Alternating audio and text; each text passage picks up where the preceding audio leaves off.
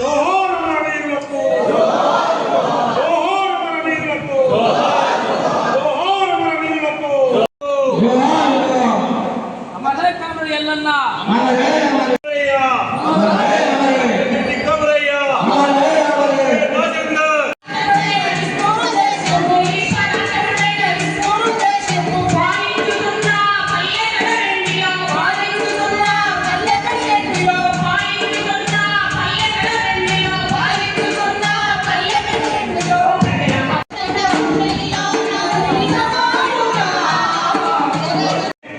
మనము ఇది గ్రామాలలో చెప్పుకోవడానికి ఉపయోగపడాలని చెప్పేసి గుర్తు చేస్తూ మీరందరూ కూడా మిత్రులారా, అఖిల భారత ఐక్య రైతు సంఘం జిల్లా ప్రథమ మహాసభ అంటే ఇంతకుముందు ఆంధ్రప్రదేశ్ రైతు కూలీ సంఘం నుంచి మొదలుకొని దాదాపు ఈ ప్రాంతంలో 30-35 సంవత్సరాల నుంచి అనేక పోరాటాలు చేసిన చరిత్ర ఈ రైతు సంఘానికి ఉంది. కాబట్టి ఈరోజు మోర్తాడ్ మండల కేంద్రంలో పసుపు పోవడం అయితే ఏంటి, ఎర్రజొన్నల పోరాటం అయితే ఏంటిది. కాబట్టి ఆ పోరాటం రాష్ట్ర వ్యాప్తంగా ఇతర జిల్లాలు కూడా, ఇతర రాష్ట్రాలు కూడా మన ప్రాంతానికి చూసే విధానంగా ఆ పోరాటానికి నమ్మకం కలిగించే విధానంగా మన రైతు సంఘం మన నాయకత్వం చేసిందనేది మర్చిపోకూడదు. ఎందుకంటే ఈ మా ప్రాంతాల్లో కమలికలు కానీ మోటాలు కానీ ప్రాంతాలు అనేక గ్రామాలలో భూకంపకలలో అక్కడ ప్రతి విషయంలో ముందుండి రైతు సంఘంగా ముందుండి ముఖ్యమంత్రి పొందుతున్నాం. అటువంటి సంఘాన్ని వాసవ జరుపుకోవడం విధంగా ఆనందదాయక ఈ యొక్క సంఘాన్ని ముందుకు తీసుకుపోవడానికి చేపడుతూ దశల వారీగా ఇవాళ మనము అఖిల భారత ఐక్య రైతు సంఘంగా ఏర్పరచుకోవడం అంటే ఇవాళ 14 రాష్ట్రాలకు మనం విస్తరించడం అనేటటువంటి విషయాన్ని కూడా ఆలోచన చేయాలి.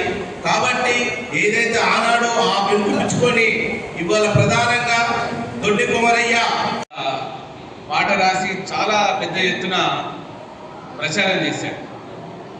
ఈ దేశము ఎవడిదిరా, ఈ దేశం మనదేరా, ఈ దేశం ఎవడిదిరా, ఈ దేశం మనదేరా. దుక్కులు దున్నిన రైతుది, ఆ మొక్కలు నాటిన కూలిది. దుక్కులు దున్నిన రైతుది, మొక్కలు నాటిన కూలిది. రెక్కలు తప్ప ఆస్తులు లేని కార్మికులది, కార్మికులది, ఈ కార్మికులది, కార్మికులది.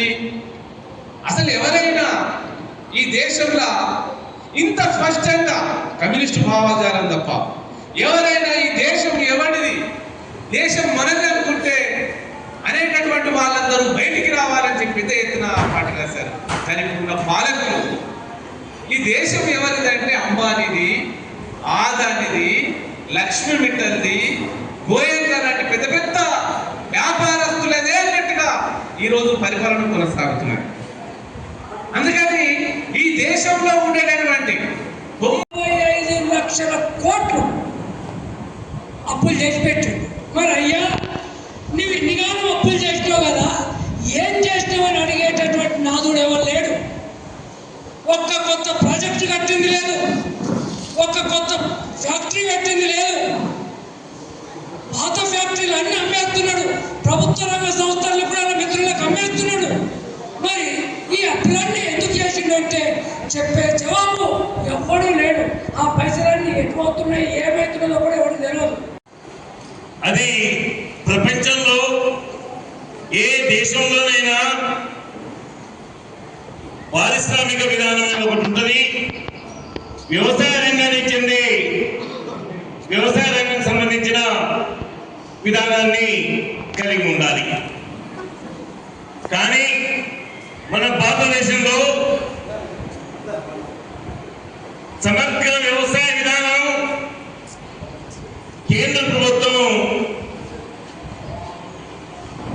రూపొందించిందా అని విషయాన్ని మనం ఈరోజు చర్చించుకోవాల్సిన అవసరం ఉంది.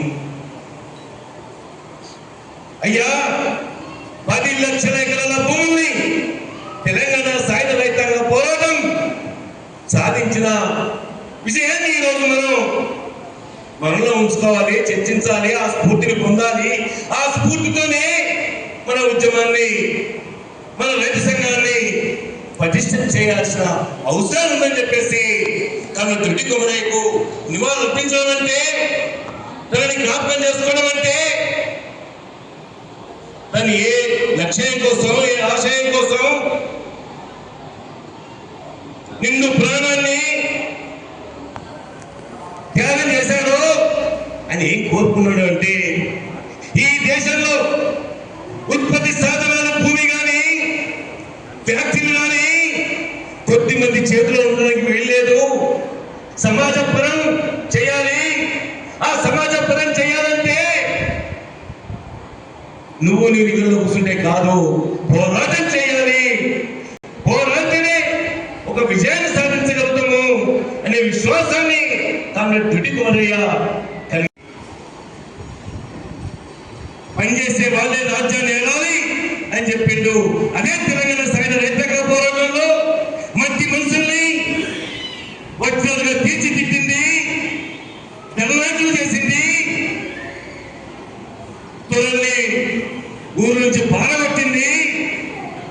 కానీ ఆ చరిత్రలో, ఆ తెలంగాణ సాయుధ రైతాంగ పోరాట చరిత్రలో మనం స్ఫూర్తి పొందడం అంటే వ్యక్తులతోని, గుంపుతోని విప్లవ సాధన రాదు.